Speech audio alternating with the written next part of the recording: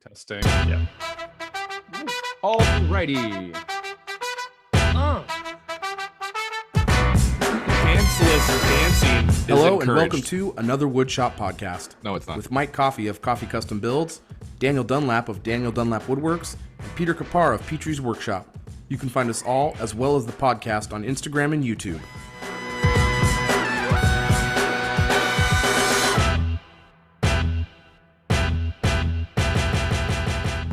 Welcome to episode 126 of another Woodshop podcast, where this week we are joined by the almighty king of pattern plywood. He is living proof that you can make a career out of end grain plywood cutting boards if you cut them real thin and make art out of them. Michael ALM is here.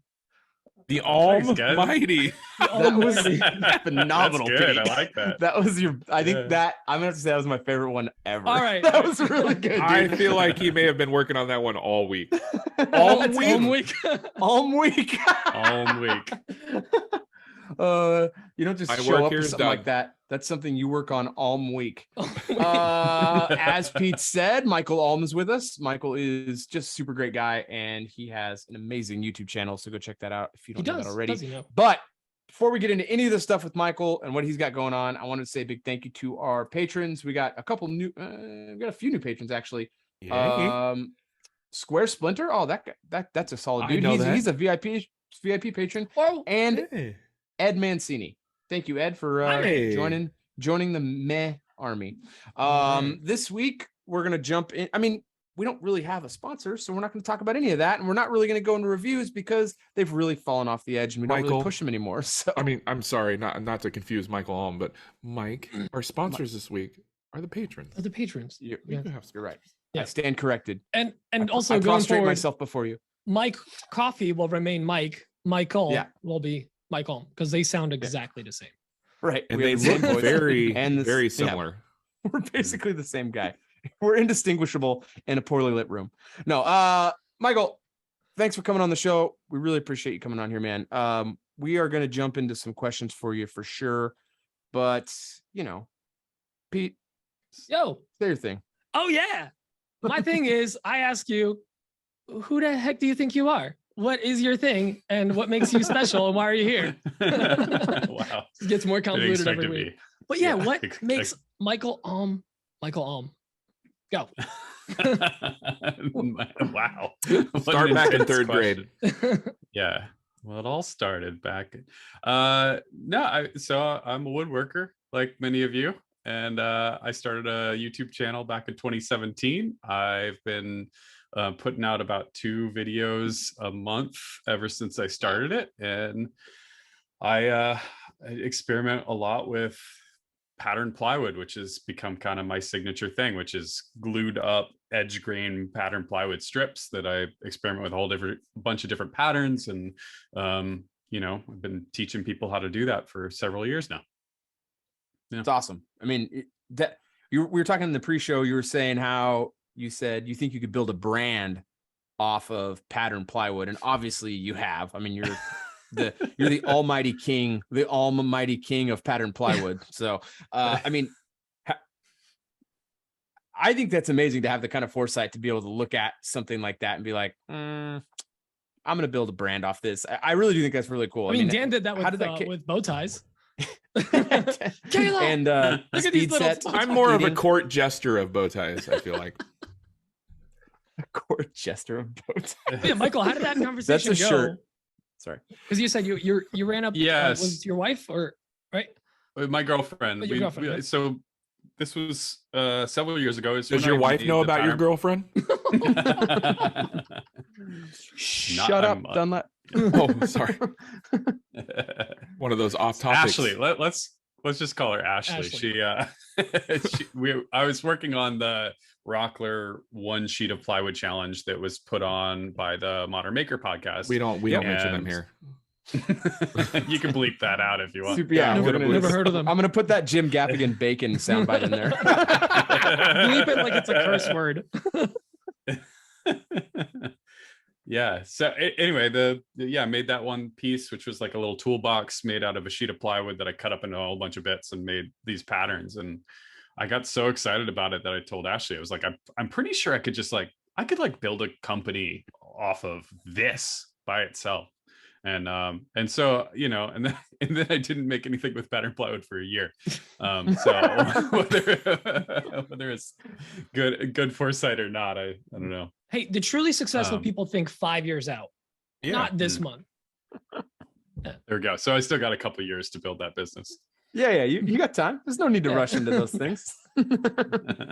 I mean, speaking of business, I mean, for those who don't know, explain the wormwood situation and how all that came up. Because I mean, it's really cool. I mean, what you got going on there is really awesome. And before you do that, explain to us what wormwood is, because I have no idea. Sure.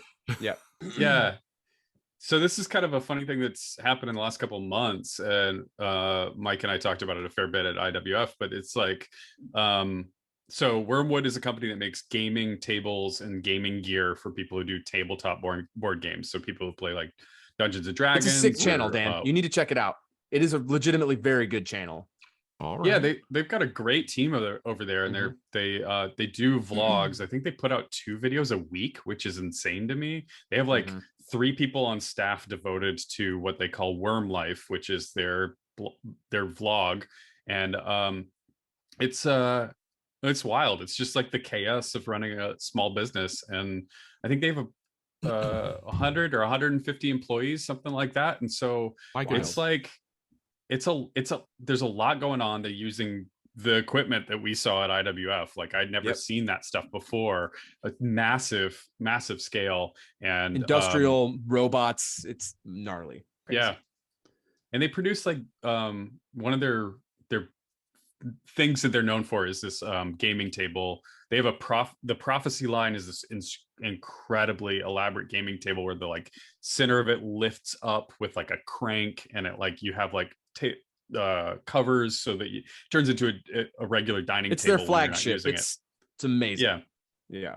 If you look up Wormwood Prophecy, it's an awesome video. You should check it out. Like in terms of like good woodworking content, it's worth watching that. We'll drop the link in the show notes because this is a really cool channel for you to check out. Wormwood on YouTube. I'm looking at one of their videos is eating catnip. No. Yeah. Is this the right Wormwood? Yeah, no, it's the same one. Yeah. Okay. All right. Their channel, I'm listening. Their channel is insane. So they have not niched down. They're very broad. No, it's running a business, and I don't know. It's really hard to explain, and it takes a couple videos for you to be like, okay, I get what the hell's going on here. But it is, Mike, you can attest to this. It's a really addictive channel once you get hooked on it. Yep. Very cool. So I learned about it from our mutual friend Sean, Shaper Sean, from Sean. He got Sean me on Kirsch from, and so he told me about it. He was like, "This is crazy. You'll enjoy it." And then I wrote a comment on one of the videos that I watched, and then they tracked me down, saw that my channel, and then next thing I knew, Doug, the CEO of the company, flew out to film a Worm Life in my shop. So there's an episode of Worm Life that you should link that in the show notes. Well, I love doing a tour of my shop. I love that part of the story, Michael. I love that you did you left a comment on their YouTube channel, and it opened up this huge, like, this is a cool opportunity, and you're going to explain it here in a minute, but it's just so cool. Like it's amazing how that works. Yeah, it's so cool. I love this story. This is a great story. It's bonkers. Like, so Ashley and I were talking a few days before this whole thing happened about like, she's always like, Michael, you're making all these pieces of furniture, and you put out plans, but you don't actually put out, like, you don't make the furniture for people. Like, the only people that can have your furniture are close friends, or like, I make one of everything. So it's close friends, or it's somebody who buys my plans and builds it themselves. But there's a whole bunch of people that follow my channel that aren't actually woodworkers. And literally, like, the next day I ended up on a call with the people at Wormwood, and they're like, hey, we kind of want to make one of your pieces of furniture. Like, why don't we test it out and see if we can run your furniture through our facility and see if it works, if like we can combine forces. And I'm like, our powers combined. I mean, yeah, the power of grace. Yeah. Well, I mean, when do you have the chance to do that, where you're like, I mean, like, I don't know, I have no you can't business, jump on that fast enough. Yeah, no, seriously, it's like You have to. Golden I'm opportunity. just imagining you like pausing. You rolled a d20. It was an 8. You rolled it again. 12. You went. I don't know what you're saying, Pete. I know. Nerds will get it. What? Nerds. No. Tell me that they're working on the convertible coffee table where it'll get bigger and become a dining table. It's not that one of the one. ones? No, but it's the so we're making the Murphy bar. Oh. So it's the bar that folds down from the wall, and it's a full service bar. So Murphy bed folds. It's a bed that folds up in the wall. Murphy bar is a full bar that folds down, and it's like only 10 inches deep. So it's kind of designed for people who have like small space living. 10 inches. 10 inches. So, yeah. Yes, Dan. 10 inches. This is a podcast. I'm doing visual jokes. Got it. My bad. Oh yeah. So anyway, that's can you that's hear the Wormwood the story. accident happening? You see it in the distance. The Dan's silence is deafening. tiny awkward measurement joke. No, that's so cool. That's such a cool story. So I mean, you guys did a Kickstarter. We did our first experiment was with pattern plywood, and that was for their GM screens, which is Game Master, which I used to be... saw those. You did a YouTube, or you mentioned it in a YouTube video. I did a YouTube short on it. Okay. Yes. I did see and that. Then, okay. Did some all promotion coming together on Instagram. So that was kind of an experiment just to see like where our fan bases align. It was a little bit of a stretch to be like, hey, you like my woodworking videos. Do you also like Dungeons and Dragons and are interested in buying a screen to put in front of you? Because you're of the I feel like five you're just people who are playing the game, or like you're the DM of the game, right? You're You just wanna spend a lot of money advertising on the straight to screen? Pete. Yeah, I feel like Pete's Yeah, all actually, like, maybe. I'm listening. You can't tell, but I'm doing this. so So you're quite nerdy, you could say. I saw you in your content. You got some mechanical keyboards. You got a pretty nerdy setup. Yeah, you could probably hear my mechanical keyboard. Yeah, I'm assuming you play. Oh, D&D that's what I'm gonna in have to some edit way? out. Cool. Like, do you play I D&D, do play or- D&D. Yeah, I play Pathfinder, so extra nerdy. So 3.5 edition got fixed by an outside company called Pathfinder, and that's what we play. But I've been these playing with two the same falling group asleep. for like I love it. It's no, hilarious. Yeah, I know. legitimately, This is I've great. never. No. Look, all the jokes aside, I've never played it in my life. I'm 100% certain I would absolutely enjoy playing Dungeons and Dragons. Like, I'm 100% certain I would enjoy it. Like, there's no.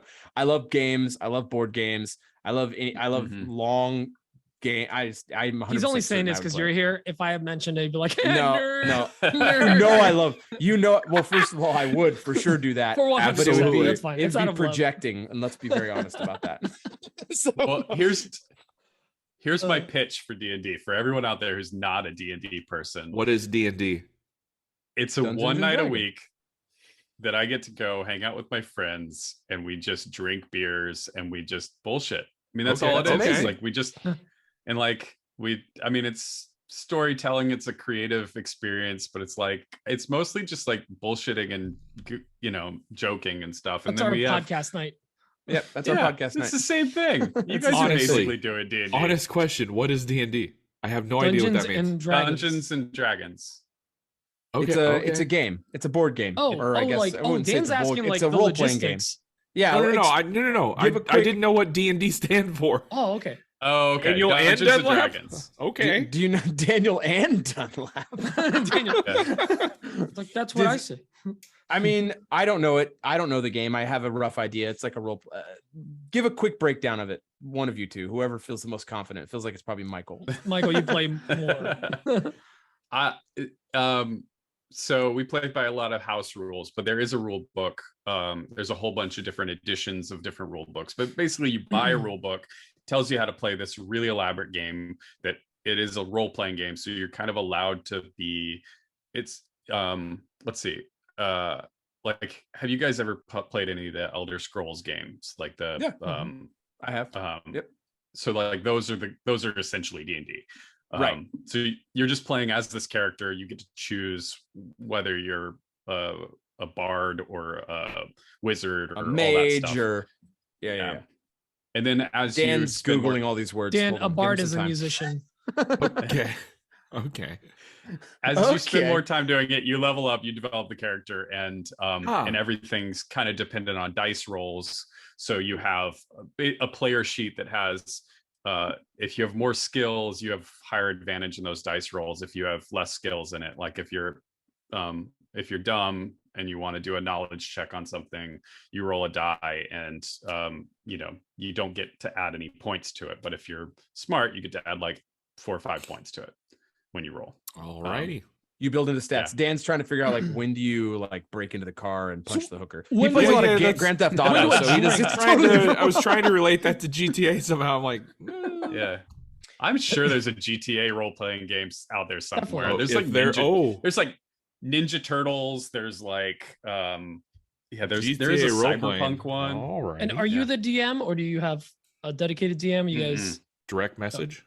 No, Yeah. I'm a I've level got 3 rogue gnome. Thank you, Mike. That's an old audio clip from.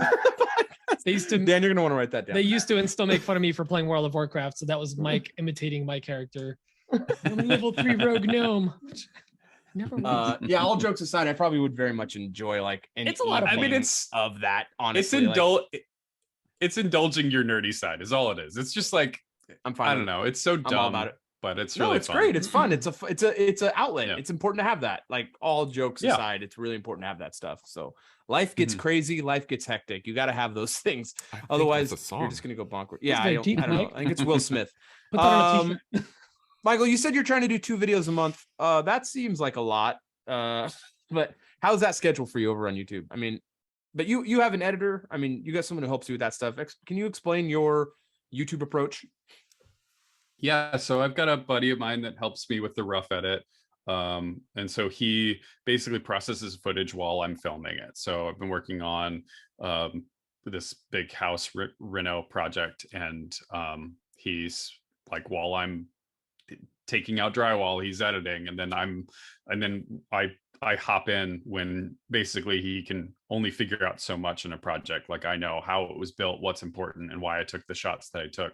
So I hop back in, I edit those, and then do my voiceover, and then I send it back to him to do color correction and audio work. And that's kind of our system. We do everything over Dropbox, which is great.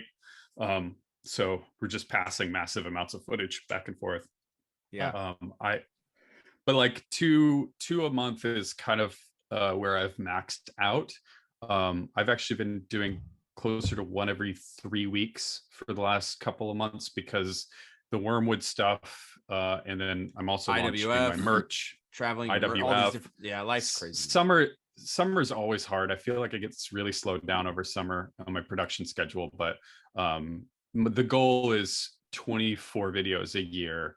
But honestly, like I'm kind of enjoying this like 3-week thing because I feel like I have a little more time to like I wish I would like to be down to 1 video a month and just edit it really well and have it crisp and clean and beautiful, because I that's where my passion is on the videos, is not like spewing out footage every week. I would rather actually have enjoyable, pretty and like really well thought out videos. Yep. Yeah. That's Yeah. What's stopping you from doing that? Nothing. I'm kind of experimenting. I'm kind of Ashley, thinking isn't it? about it for the next year. No, it's not Ashley. Well, I'd love to kind of, sorry to cut you off, but I would love for you to talk about like kind of like what is your business? Is this your full-time gig? Because people are always interested in like what do all of our guests and what we do behind the scenes. Because a lot of us, they see this whole content creator life, and it's like, oh yeah, they don't have a day job. They're content creators. Like, what do you do for a living? Is this your full-time job? Like, kind of, if you don't mind getting into some of the nitty and gritty, like what pays the bills type of stuff. Absolutely. Yeah. So I it is my full-time job. Awesome. And it is awesome. So I've been doing it full-time for about 4 years, I think. Wow. And yeah, so what pays my bills is sponsors. I've got feet pics, Patreon. Patreon feet pics. That's right. No.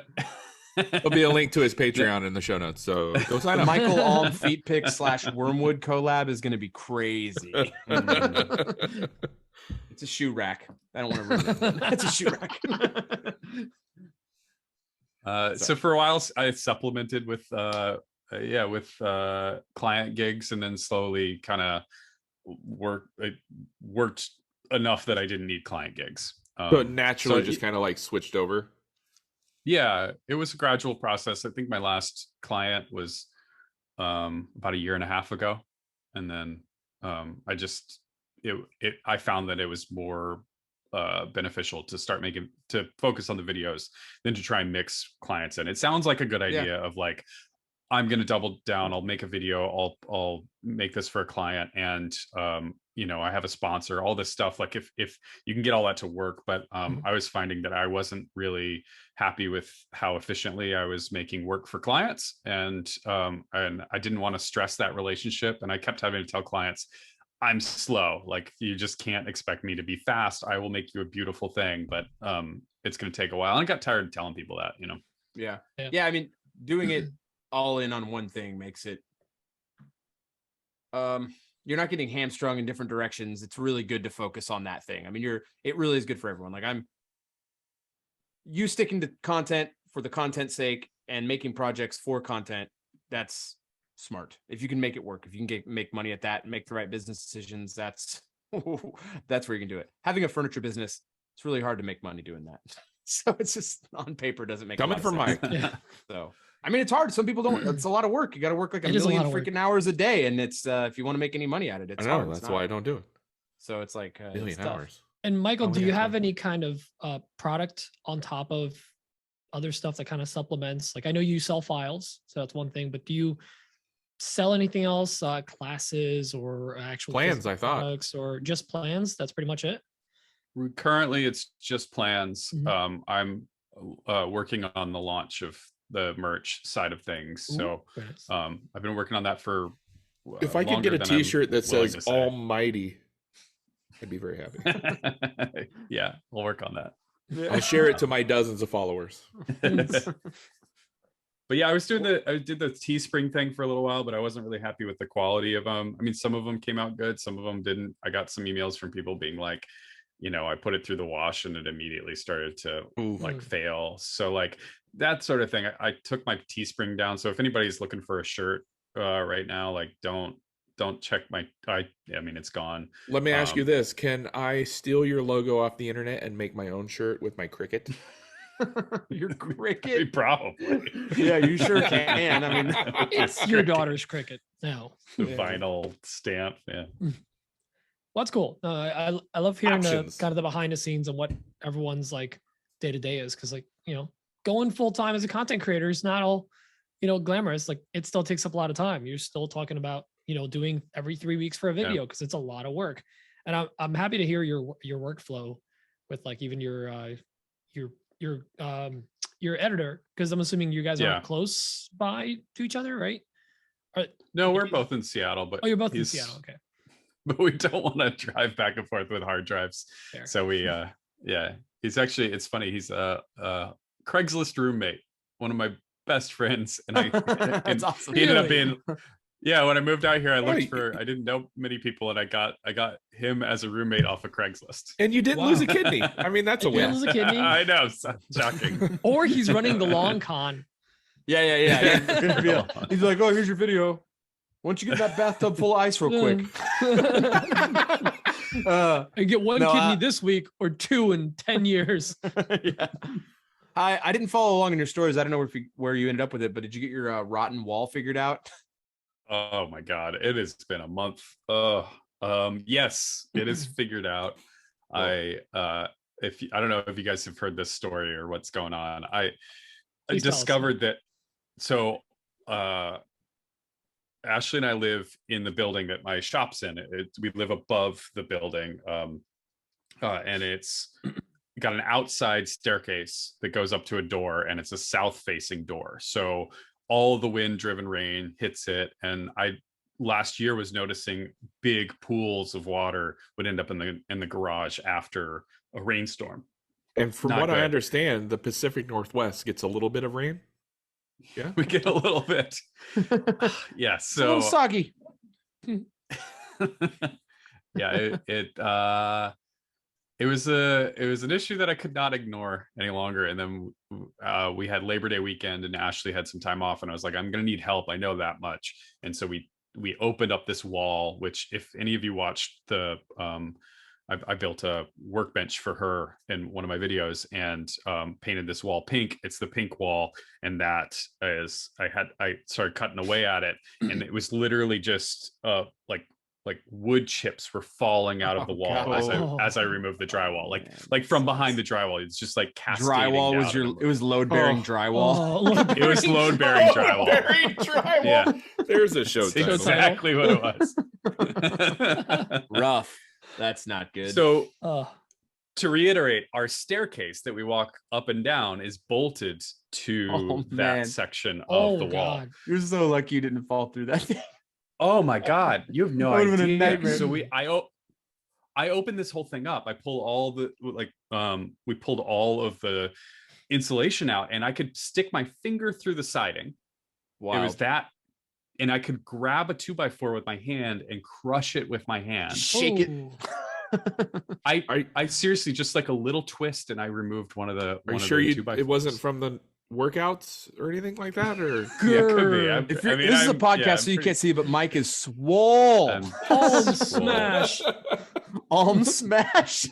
Almighty Alm. Almighty. Alm No, that's- smash. Writing that down. It sucks. It's always so scary to open up any wall in the house. It's like, Yeah.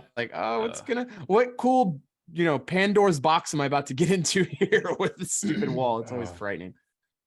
My south facing wall, I feel like it's gonna be that same way. I'm pretty not looking forward to it. I was working on the side of my house on some irrigation, and I fell and like pushed my fingers right through the siding. I was like, oh, this is gonna be bad next year when I have to deal with that. Oh, So, Yeah. But yeah. until then, duct tape. Yeah, not my problem. no problem. Yeah, just That's how I I threw do that it. white Gorilla tape on there. It's not a problem, I'm sure. So load bearing tape. No, so let's jump into our weeks. Michael, please. what do you got? What do you got going on? Oh wait, no, you don't say anything. Yeah. You don't say Do the- anything. You got to do the thing. You can't say anything until we hear this. What's on my bench? Okay, now Michael, what's on your bench? What do you got going on? I mean, my bench is covered with like construction tools and shit because of Ugh. the project. But yeah, I've got well, I mean, I've been doing Glowforge stuff. Like, I'm really excited I've actually got that video almost done, and been designing a whole bunch of things. Actually, all the accessories in my office are being designed on Glowforge and made. So that'll be its own video. Lasers It's are been super fun. Yeah, they're super fun. They're just cool. They're cool tools. Would it be a silly cool. question of me to ask it if you actually like the Glowforge? I mean, is that a good laser? I mean, I'm super happy with it. Like, I'm not somebody to do a lot of research on these digifab Automated stuff. tools. Like, Yeah. automated tools, but like, I can say that out of the box I was able to use it, figure it out, and Would a and it dumb works super like me quick. be able to use it? That's what I'm asking. Absolutely. That's what I'm really asking. I think No, you can't. I think Zero that's what chance. it's designed for. It's like Yeah, that's- beginner laser. It's Yeah, like that's their. like It's the That's the thing, cricket it's of like- lasers. You pull it out of the Yeah. box and it just works. It's the like the Mac of lasers. yeah. it's Danny's first laser, baby's first laser. It uses a light bulb, like the easy bake And a oven. magnifying glass. Totally. I can't get through the Yeah. layers. No. I was That's- able to go through 1/2-inch ash with it, which according to the box I shouldn't have been able to do. So That's illegal. Ash I was is pretty pretty cool impressed. to cut. Ash is cool because it's kind of like it's got a lot of air in the ash, even though it's so dense. There's a lot of like broken open spots. Ash We is call those cuts really farts. nice. I was going to Ash say air. there's so many jokes in there. I don't even know where to No. start. Ash cuts really nice. I really like it. I just like ash in general, but yeah, lasers are fun. Oh, Sorry. Pete. I'm here. Oh, did your camera shut off? It's been 30 it's still minutes. doing a thing. Been 30 It was like minutes. on the Time. money 30 Oh, minutes. it shut off On the exactly nose. at 30 minutes. funny. Audacity. Yeah, Pete's trying out a new camera today, so No big deal. Just We're fun just doing a stuff. podcast. What else you got going on, Michael? What else? We're about to leave on vacation, so that's kind of wrapping Yeah. a whole bunch of stuff up. But I That's do have cool. I've got some pattern plywood stuff coming up. Yes. Always. It's been a little while. It's been a minute since I've done that. Yeah, beyond that, got my car fixed. That's good news. Nice. Outside of the woodworking thing, my car's been kind of broken down for I've got an old 83 diesel station wagon, and it was my goodness. It was yeah, when it was leaking oil pretty bad, and I was like, I'm always like, I'm gonna do this work myself, and then I never end up doing it. So I found a good guy in Seattle, and he did a hell of a job. The car has not driven like it was actually like fast for the first time. I feel like in What'd like you do to years. my car? When you find a good mechanic like that, you keep him on speed dial. Yeah. You keep him close. You buy him a Christmas card. Less than zero drive to work on my vehicles. Absolutely tip my cap to you, Michael, for even considering doing that. That sounds horrible. Ugh. Yeah. No thanks. Dan, what you got going on? What do I got going on? Speaking of cars, I'm just going to jump into this. Yeah. The day after we recorded last week, I was driving some Etsy orders to the post office, and some nice old lady ran a stop sign, and I T-boned her. She got a big T-bone steak in my truck. Everybody was okay. Everybody's okay. Nobody got hurt. Nobody got hurt. So I can make all the jokes now. Her car is demolished. She was driving a little tiny like cross-grain wood projects in a house. And the trail boss just like smashed that thing. But what a bummer that is. It was very disappointing. Well, at least they're going to get it fixed fast, right? Yeah, right. I just took my truck in to get estimated today. And the earliest they can get it into the body shop is January. That's so wild. Wow. Apparently, nobody in Omaha knows how to drive, and everybody needs their car fixed. So, well, that like I feel like it's corn. I don't know. Felt like that was right for that.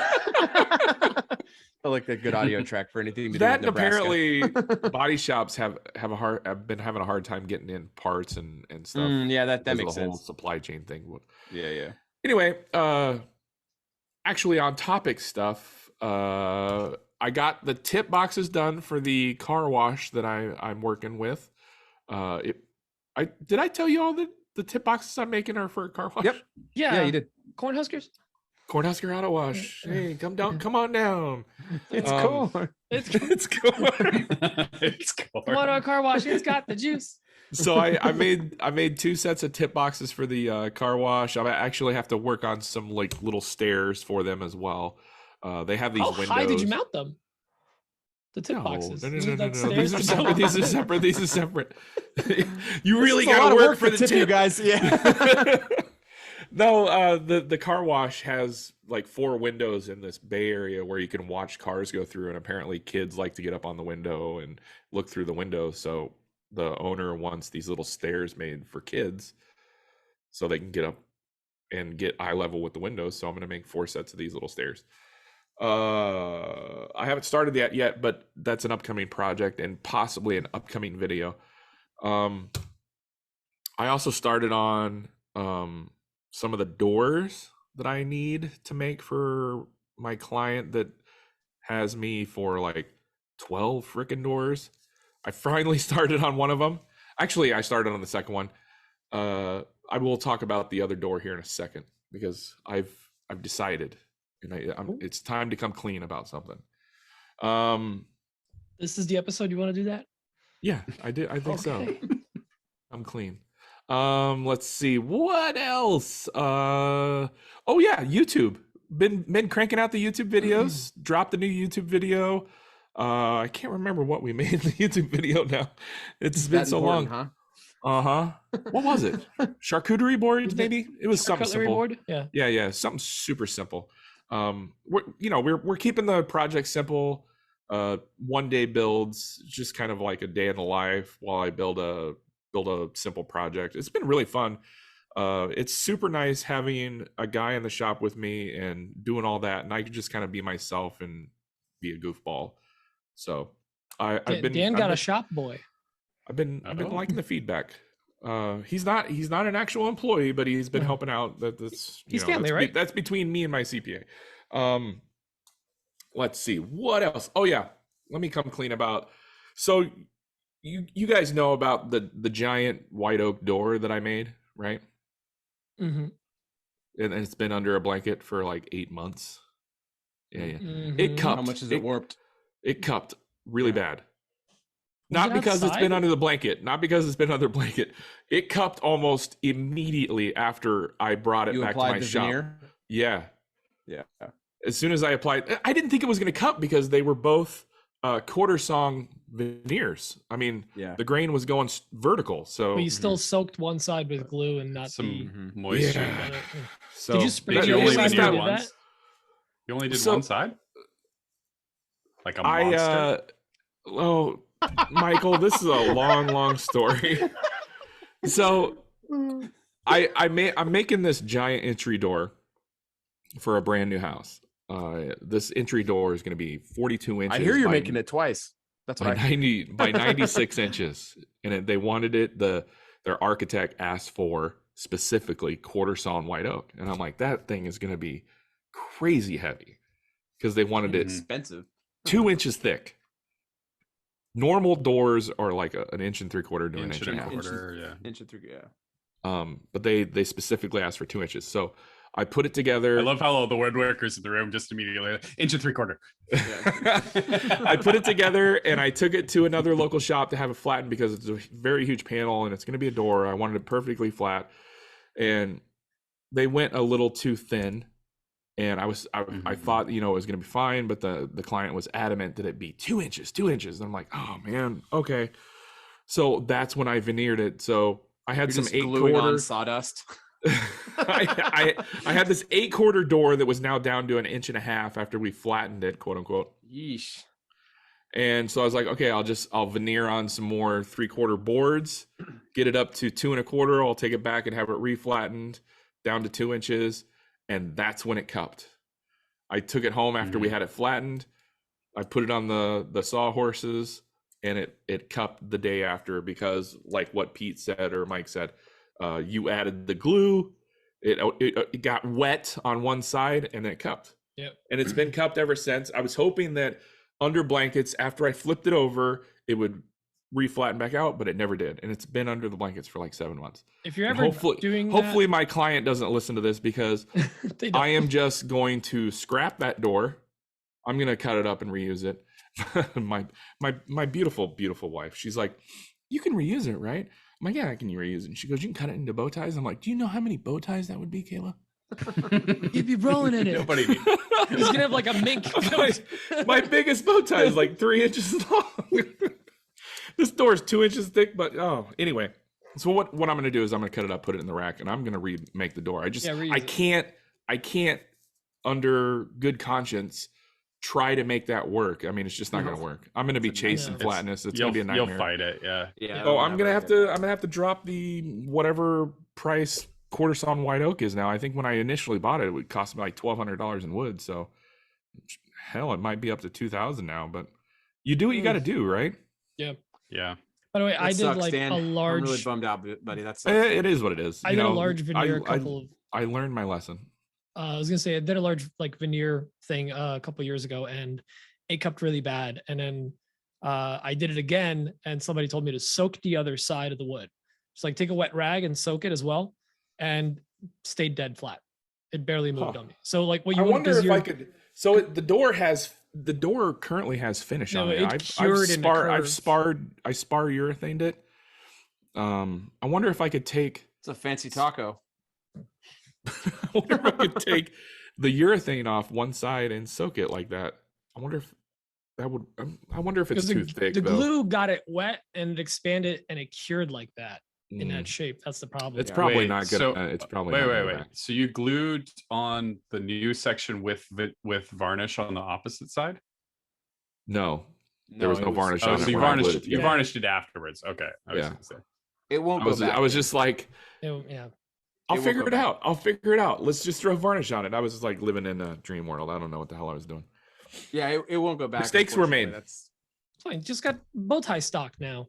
Yeah, I got a That's it. lot Yeah. of bow tie stock. Oh my Lifetime. goodness. Hit me up with Lifetime your supply. white oak quarter All sawn. of Dan's listings are white oak quarters. Just run a permanent 15% off sale. Oh my gosh. So actually it would be a good tabletop. I just need to go get it reflattened. I think that's basically it. Well, how wide is it, Dan? It's 42 42 inches? inches. Yeah. I mean, what? Standard tables are 30 to 36 inches wide. Well, if you ripped it down, you're going to lose a lot of that. I mean, you're going to lose more than half of that cup by ripping it down the middle. And then you could have that flattened and then rejoin those two pieces together. And you're not going to lose nearly as much. I mean, That's you could cut it down into like 6-inch planks. That's actually flatten those not a pieces bad idea. and you'll lose a whole lot. I've had to do that with slabs for sure. So if you rip it, you may actually, if you might not have, is it a shaker style door or is it just like a solid panel door? Solid panel door. Okay, Super solid panel door. You rip it down to 3-inch lengths. We're going 3-inch. 4-inch lengths. Going real small. Yeah. Well, you can go small so you can lose you're still too thin. No, it's 2 inches right now. Oh, but I also put in all the mortises and everything for the door hardware. So I'd lose that too. Off either side. But yeah, just one side actually. Well, I haven't put in. Salvage it as a tabletop. Let's hop on a phone call tomorrow, Dan. I think I got an idea. Yeah. It might save you a bunch of money in lumber. So I like the sound of saving money. I had to do this with a slab a customer brought to me. This thing was very thin already. It was very warped. What we ended up doing was we ended up chopping this thing up into a bunch of different pieces, flattening the individual pieces, rejoining them back together. You could barely tell the seams were there because the grain pattern was almost continuous. And it's just like this Frankenstein slab of a bar we made for this customer. From the side that, so we did most of the millwork on one side. The other side almost didn't get any work done to it until we joined everything back together. So there's almost no break on the show side. There's almost no break in the grain. Then we glued it all back up, and then we just sanded that side that got put back together. So I'll find the pictures, Dan. But this slab was big but very thin, and we had to stay at a nominal thickness. So when we chopped it all up, milled all the small pieces up, put them back together, the backside looks bad.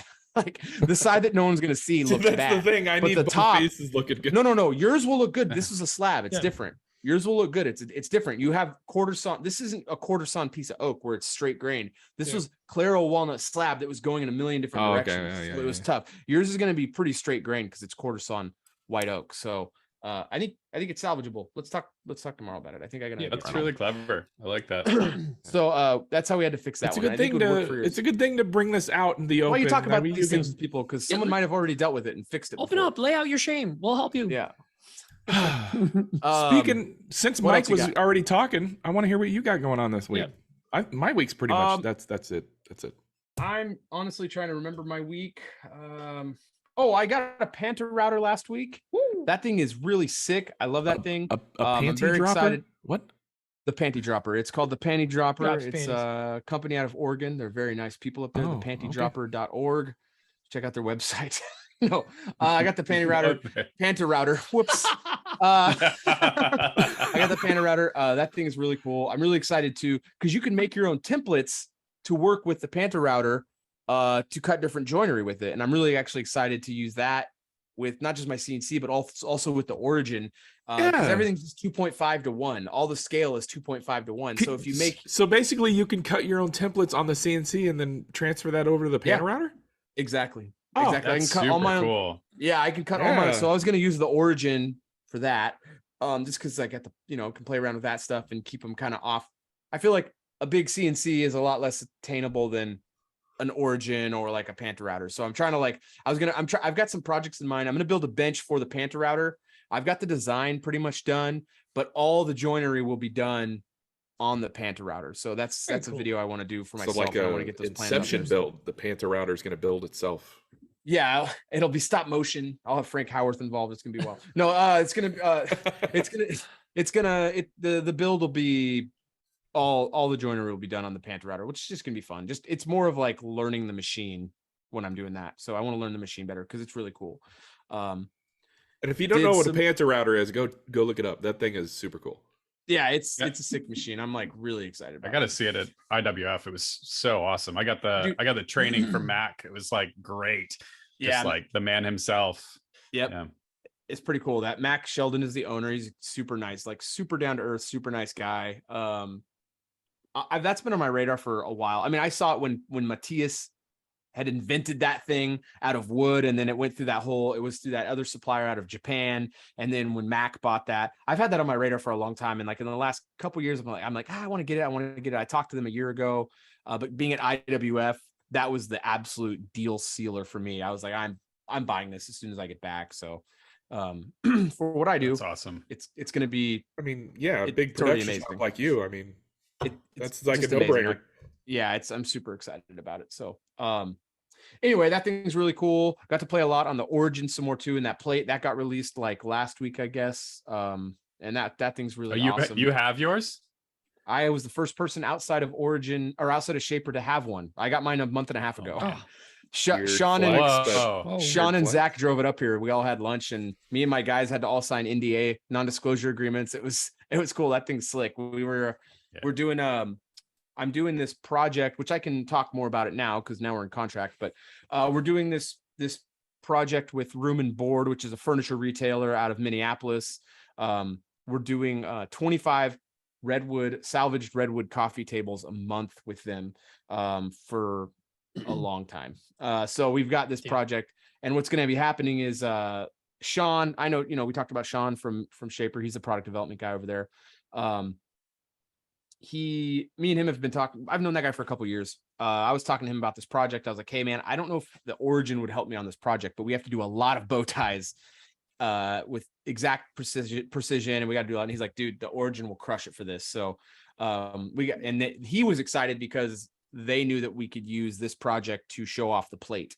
So that's why they brought the plate up to the shop. So I've had the plate in the shop for like a month and a half now. It's so cool. Like it really is awesome. Really a cool tool. Like it really adds the Origin. What's so cool about the Origin is the ability to take the tool to the piece.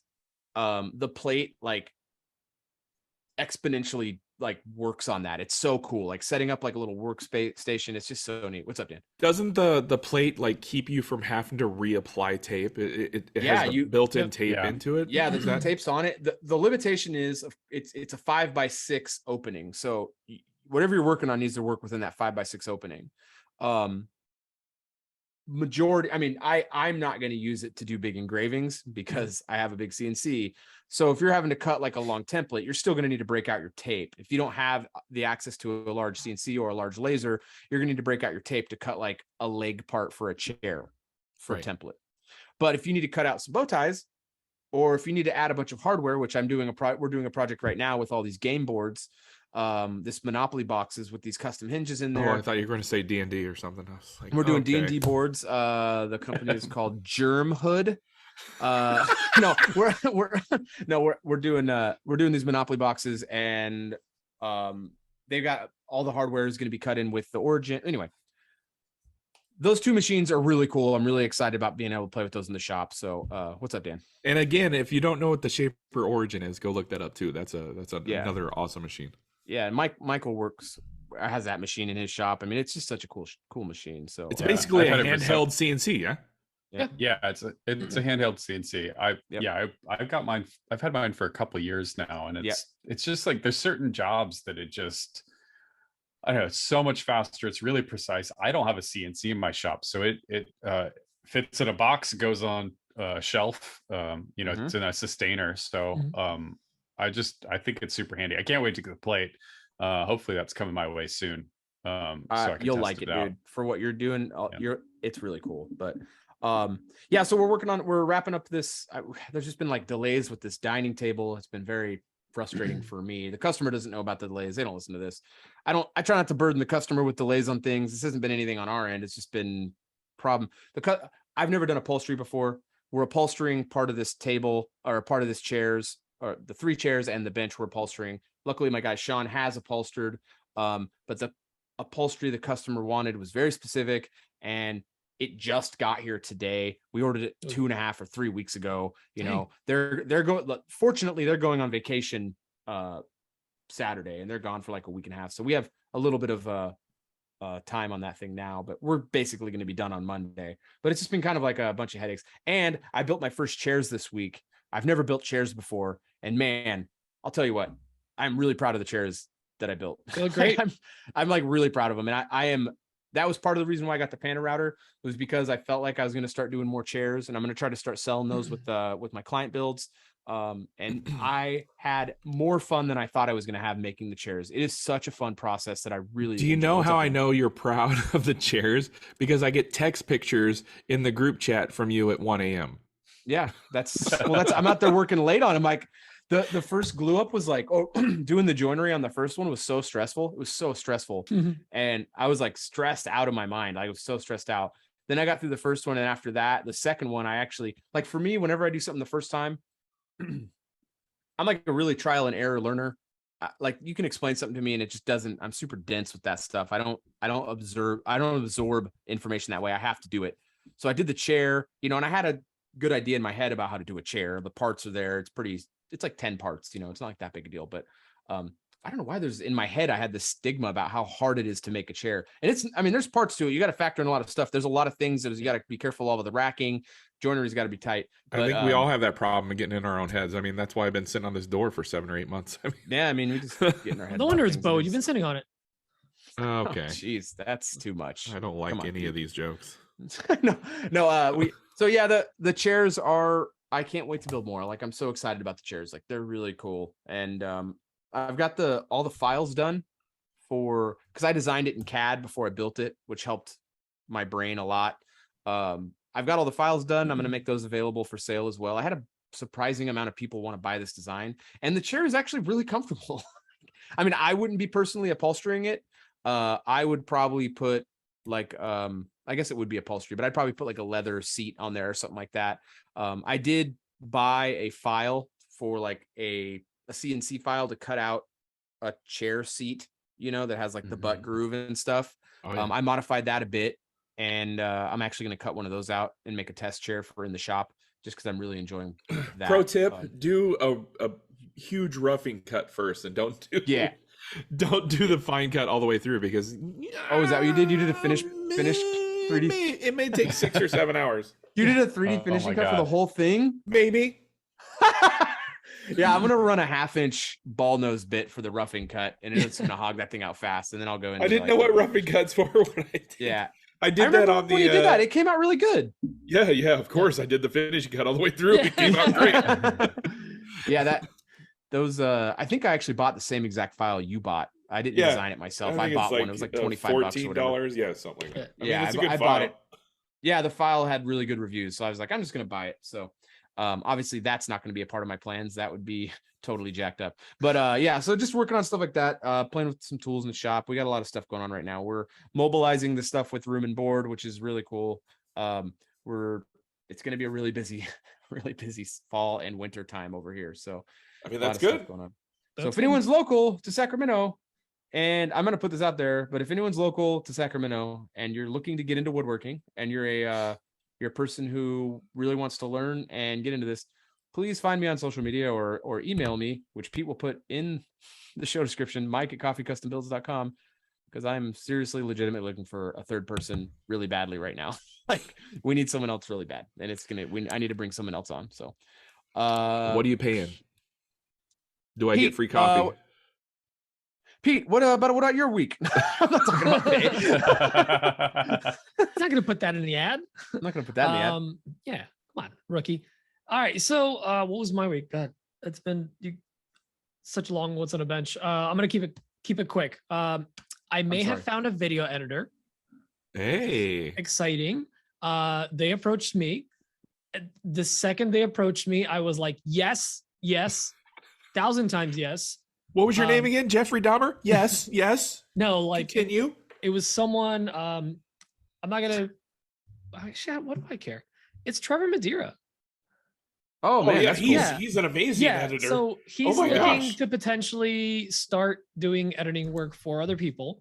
I'm looking to figure out how to work with an editor, and basically we're going to work. Reach out to me. I thought we were friends. You have a shop boy. Oh yeah, there's that guy. I forgot about that. That guy. No, but he's basically trying to figure it out. I'm trying to figure it out, so we're gonna figure it out together. That's dope. And that's dope. And like, we had a very good conversation on the phone. I really hope that works out. He's a very talented editor. Yeah, and video guy. And I also, like, I'm friends with Trevor. We all are. We all follow each other. But like, I had the conversation right out of the gate of like, hey, if at the end of like first month or us just, you know, kind of working out through a video or whatever, if for some reason like I don't like the style or the workflow is not good or you don't like working with me or whatever, we wash our hands of it. We're still friends. Like nothing changes. Like I just want to lay that out right here, right now. I don't want to have an awkward conversation or whatever. Like I want her to just kind of cover all the bases because it's someone I know. So I kind of hate you. But I want to break it off. So we just had that conversation of like, let's try this out. We both haven't done this before and we both want to figure it out and hopefully it's going to work out. So I'm very excited for that.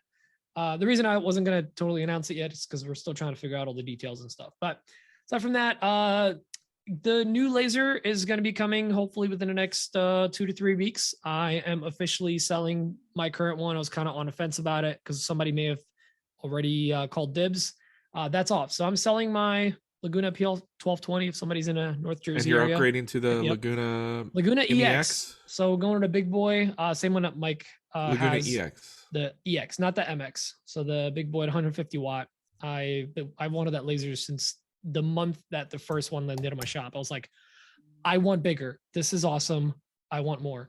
So I'm getting that one. I just need to figure out all the logistics of like the delivery because I need to get a machine to lift it basically and move it around and maneuver it and all that fun stuff. I mean, I'm gonna be up there next in I like 2 watch weeks. it like gets time that it'll land on Thursday hopefully. Look at these. I actually don't want it to land that weekend. That's just gonna be too much happening that week. And then the last thing has just been I've been prepping for this craft fair that we're doing on Saturday.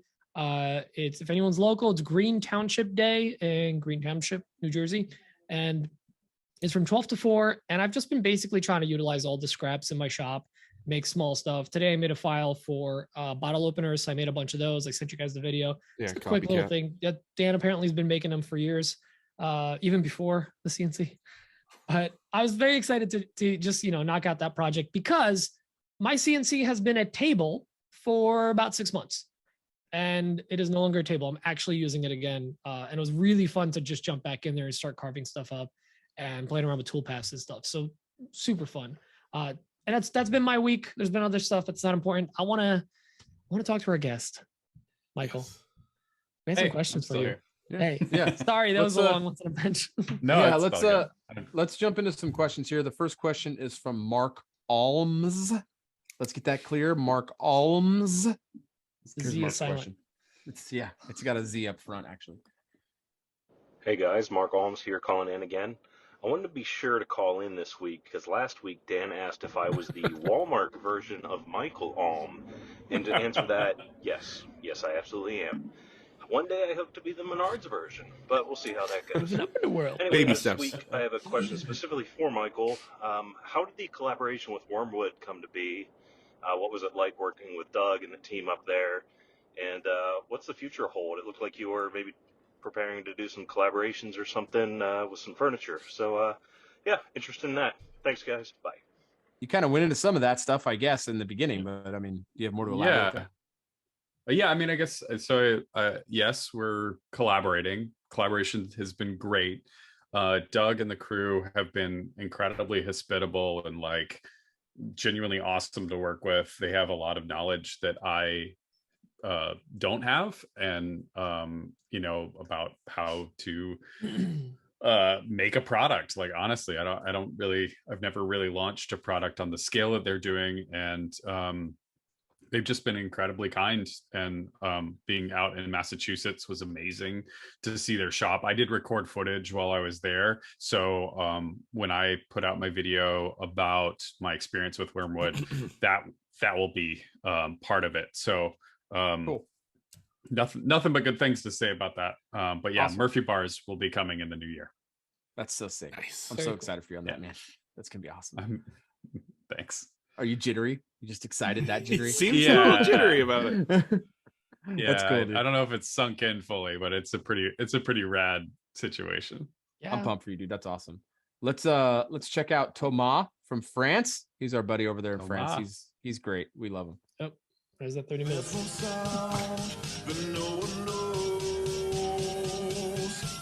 French.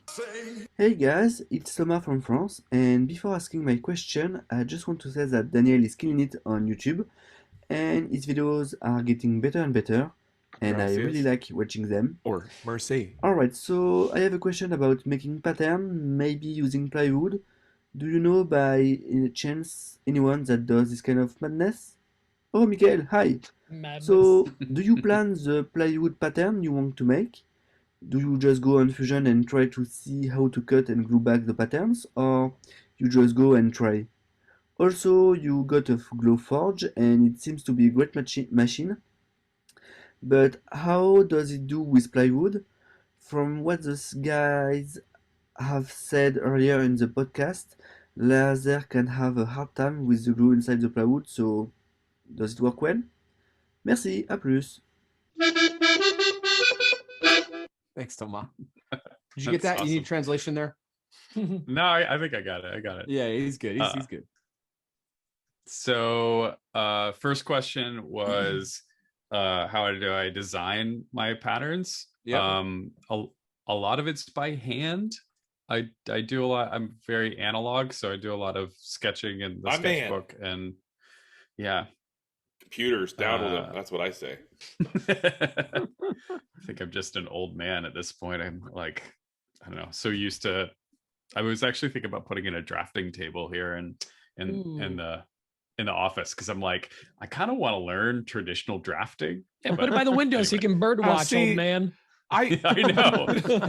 I was gonna say I do something like that, and they just make fun of me mercilessly. But you do it, and it's cool and hip. Oh, and edgy. Yeah. D&D and yeah.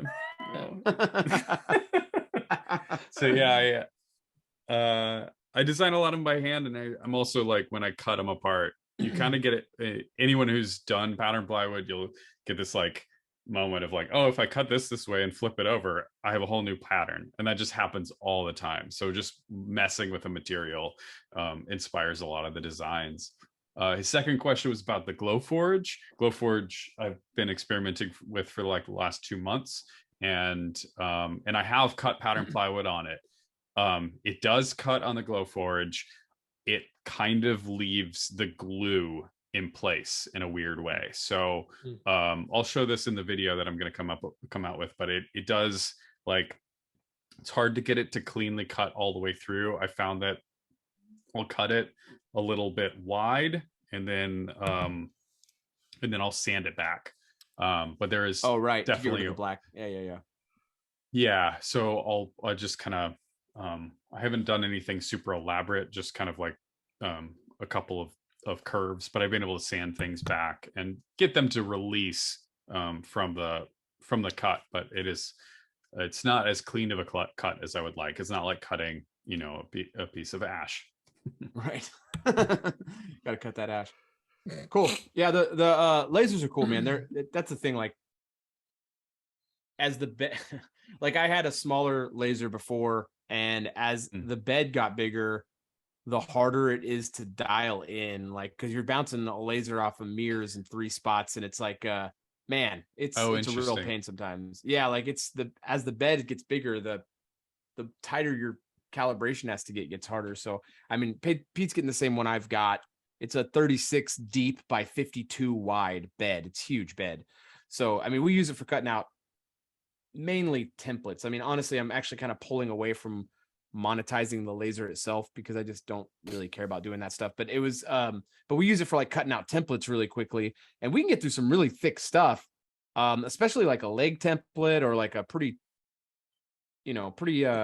non-complicated and not big template. If it's like 2 foot long and only 6 inches wide, the laser's pretty much dialed in the very middle of that bed really well. So I can cut anything in that space. And if I spent more time dialing it, I could get even better for sure. But it's dialed to where I need it to be able to cut very large pieces out, and it'll cut through it, because it is a lot of power. 150 watts into a laser is a lot of power. It has a lot of cutting power. Like, it can't cut into metal, but it will burn and char the metal really bad. Like, it looks like the metal is now ruined if you run the laser over the metal. It's pretty wild. The technology is pretty cool. I don't know. I really like the stuff, but Like I was doing, we were doing tumblers. Like I have some corporate customers where we'll do tumblers for them for like holiday gifts. And I think we've got several orders of 200 plus tumblers we're going to be doing. And when I took the settings from the smaller laser I had, which you need to run it at higher power. And I just copied those over to the new machine and burnt the crap out of tumblers for the first like 6 ones. Cause they're just like, I was like, oh, I'm going to hit start and walk out of the room. And I come back and I'm like, what's that smell? It's just, they're just burnt. Like they're just like absolutely crispy. So, because you don't have to run them at like 90% power. No, I don't have to. Like the max I can run it is 32% or something like that. Otherwise it burns the metal. So anyway, lasers are super cool. They're really cool. They're you can do a lot of cool stuff with them. And Dan? I'm enjoying it for sure. So obviously I'm the least knowledgeable when it comes to lasers here. You have a laser printer before. I do have. No, I don't. It's inkjet. It's regular. It's inkjet. Okay. Inkjet, yeah. This is Nebraska. But isn't it pretty universal that a laser is going to struggle more to get through a plywood than it would like a hardwood of the same thickness? Yeah, because of the glue. Because of the glues and the orientation of the inconsistent. Yeah, exactly. One of the worst materials. And I think God. The pattern plywood makes it even worse because you are cutting through, like you're turning that glue layer on its side. So it's not cutting through anything consistent. It's cutting through like end grain, side grain, and glue. And it just repeats that all the way around. So I noticed that certain areas pit out and other areas don't. In hindsight, it's not that surprising, but yeah. Right. I think if I had Mike's laser, I could probably cut through it. I don't know. Like sometimes like 3/4 inch ply, it can do it for sure. But so I had one, I was cutting out a template. I had to redo just this week. I had to cut a template out because it had in one of the plies deep in the middle was a knot that they had layered into it. And it would not cut through that knot. It was just not. No, it can't. Yeah, that was, it just. And you know when it happens because it like burns on top? Yeah. It like chars extra. Well, I know it's not working when there's no smoke billowing out the bottom. It's just coming up the top. When it's coming up the top, I'm like, it's not cutting through at all. So anyways, laser talk. Lasers are cool. They're super fun. They have a great spot in the shop, in my opinion, for sure. So pew, pew. Cool. Well, that's the show. We're just gonna abruptly stop. Cool. Later. Yeah, and we're done. no, that's our show. I mean, we got a good one here. I like this one, Michael. Thanks for coming on the show, man. You're a really solid dude. I really like you a lot, and we really appreciate you coming on the show, man. We like you a real lot. Pleasure. A lot. Real creepy. Well, now it's getting creepy. Yeah. Yeah. All right. I guess I don't get to come up. Got weird towards the end. It was a great podcast. Got a little weird toward the end. Last 10% really falls off. I wouldn't listen to that part. Yeah. No. Thanks for coming on the show. Really appreciate it. We will. We won't see it at Maker Camp, which super sucks. But your reason is very good. I'm bummed. Going out of country. Well, at least possibly at Workbench Con. You'll be Workbench Con, right? I'll be at Workbench Con for sure. All right. Outstanding. The confidence level was a little low on that one, but I'll take it. I'll be there, and then be there. I'll be at the next Maker Camp. Yeah, you will. Awesome. I almost said Maker Fair. If Maker Fair ever comes back, I'll be there too. That'd be I've never been to one. You're breaking my heart. Comes back if so that bad. Came back, oh my god, that'd be amazing. Wasn't that the big one in San Francisco? They did San Fran and they did one in Brooklyn too. It was just so fun. They never do any of these in Omaha. What the heck? What? Come on, guys. They really should do a Kansas City one or something. Somewhere in the middle of the country. Come on now. Yeah. They do Atlanta. That's not the middle. Not the middle. It's where all the planes fly to. All right. I guess Anywho, back to closing up the show. No, big thanks for coming on the show, man. We will be back next week. We don't have a guest next week, so that'll be kind of the first time in a while. So no guest next week, and then the week after that, we won't have a show because we're going to be at Maker Camp. So yeah, maybe we'll do some IG lives while we're at Maker Camp or something. We won't for sure. We won't. We always say we're going to do that stuff, and we never do it. So we are skipping that week, right? I think people are. I've got to hop on a plane that night. Expect us to say that and then let them down. They expect it. Record a show live at Maker Camp. That sounds like an absolute nightmare. That sounds like a horrible nightmare. We will be in that hotel room though, or we will be in that house. I'll bring a get, mic. Jesse. we I'll can bring get some naked stuff. in the house and do a show. That's not Is that what how you're saying? any of this No, works. that's not what anyone's implying at No. all. What are you talking about? Extra No. clothing for you. Yeah. Dan, bring 3 parkas. Double up please. pants, double up shirts. No. I misread that whole 100th episode. I misread this whole thing. Yeah, we'll be back next week. We won't be back the week after that. Thanks everyone for listening. We'll talk to you soon. Have a great week ahead of you. New sign off. Bye. Yeah. Be a long time. Bye now. Take it easy.